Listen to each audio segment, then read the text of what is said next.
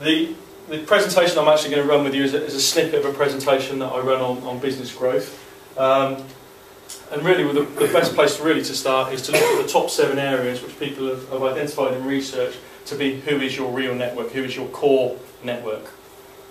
One for me is really looking at other business owners, other local business owners that have a synergy to the clients that you're looking to attract to your business. So for example, someone I was talking to the other week couldn't think of a network for themselves for their business startup focus, and they wanted to work again with startups. And we started to talk about the different people that would touch business startups and who could potentially then give them a referral from that side of things and who they could work with. Does anybody have any experience of any one of those 7 areas being a strong area for them? Interesting number 3, children's friends. I guess in the last month or so, taking my daughter swimming. So the first part of the exercise in terms of the handout that I've given you there is either for completion today or to go away and complete. I just want you to spend a few moments today. Is who is your ideal network? So let's think about you in the immediate. Now, the ideal in terms of the network is yes, who can you touch, but it's also then the further stage from there. Who do they touch in terms of who they can potentially refer you to?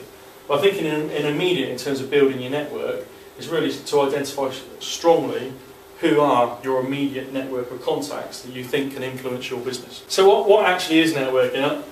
When you talk to particularly a lot of startups about what networking is, it's the perception of networking is actually come to a breakfast meeting like this, have a cooked breakfast and meet a few people and talk. But truly, is that really what networking is about? Well, in my opinion, networking as a word can be broken down into 4 key areas.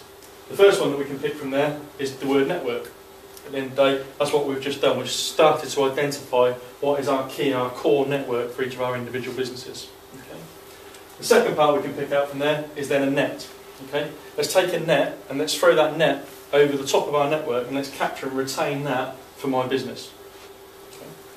Don't let things slip out the side and forget about individual people within that network. Once they're in my network, how do I then develop that network proactively? Okay, so how do I work that network? I'm going to come on to it a little bit in a moment, but we do need to be proactive with our network about encouraging them, reminding them what we're doing, keeping ourselves in the face of our potential referrers, our potential business influencers, so they know what we're interested in doing as a business owner. And last but not least, the 4th word is the word king. Because I do believe you can get your networking strategy correct and your referral strategy correct, which we're going to be talking about, it will be the king of your marketing. So what we're going to build on now is in terms of, yes, okay, we've identified who our ideal network is, we've captured them, we're starting to work with them, but actually what is your message? What is the message that you want to take out there? And at the end of the day, what is going to make someone want to listen to you? Okay? I'm sure you've all done it yourself, or thought when you're talking to other people they're probably saying the same, is that subconscious silent response is, so what? Yeah? Someone said to you something in their elevator pitch and you said, yeah, so what? Okay. And thinking about what you're saying, is it, how is that going to help the individual you're talking to? Or if your goal is to work with their contacts, how is what you're saying going to help their contacts? So I'd call it in terms of that light bulb moment.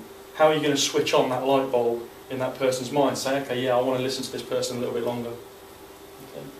And then to do that, we need to think about what's important to our listeners. Okay. And trying to shape what we're saying in terms of trying to pick out that importance to our customers. So for example, how many times do you go to a networking event and someone just says to you, so what do you do?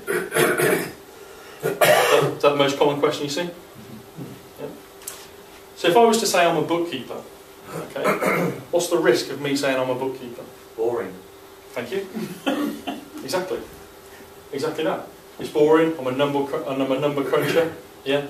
And people will have their own perceptions about a bookkeeper based on perhaps people they've worked with in the past, the stories they've heard, etc., etc. So what I want to use is different words to try and recreate that in their mind in a different way to enable me to show an interest to talk a little bit deeper. Okay? So am I, rather than being a bookkeeper, am I someone that supports other business owners with or by doing their accounts or something like that? Okay. And quite often when people ask me what I do at a networking event, is that I use my strapline. Our business is to support your business. What's got to be the next question from that person? How do you do it? How do you do it? Yeah. So they're already showing an interest, if you like, in terms of asking that question themselves, rather than me forcing the information down there. So a couple of other examples that could relate to people in the room is, do you process accounts as an accountant? Or do you create accurate financial information that helps your clients make more informed business decisions? In terms of event networking, what my message is about event networking is to look for a group, or find a group carefully. Find a group that suits you as an individual. Okay? So, you know, for example, if you don't like standing up and giving a 60-second presentation, groups like BNI, BRE, etc. aren't those groups for you. If you feel a more relaxed atmosphere, something like the Late Breakfast Network that Paul helps host over in Chalgrove is quite a powerful network for that as well. Okay, so again, find those groups, but importantly, you know, identify who your ideal network is and who your ideal referrers are and who your ideal customers are, and are they at that network? Because if they're not, what's your purpose really of being there, apart from having a good time? When you go to events, know who you want to speak to. That might be individuals that you know are members of that network, or again, it may be, right, I'm looking for accountants I'm going to go and talk to. So I'm going to start to look out, and I can guarantee you, once you start setting the mind on looking for specific people, you will find those people. I'm a great believer of listening first. Why do you think I would say listen first? Shows interest in their business. That shows interest in their business, but importantly, when I'm talking about my business, what can I do? The reason of listening first, yes, to be polite, okay? Asking first, okay, so what is it you do? But the power for me is, once I know what that person does, what can I do with my presentation? I can personalise what I'm presenting, okay? And now I know a little bit more about what's important to that person, or potentially important to that person, so when I'm shaping the words that I say, it's perhaps going to be more relevant to them, okay? Is my thought process. It always amazes me how many people turn up to networking events and they haven't got a clue who's going to be there. Mm-hmm.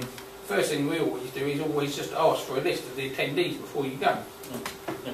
But a lot of people just think, yeah, that's not important, just turn up and... And that's what I love about LinkedIn. I do a LinkedIn presentation, and again, one of the great things if you're going to go to an event is to look on a LinkedIn profile, if they've got an event profile, and so you can start to see who signed up to that event.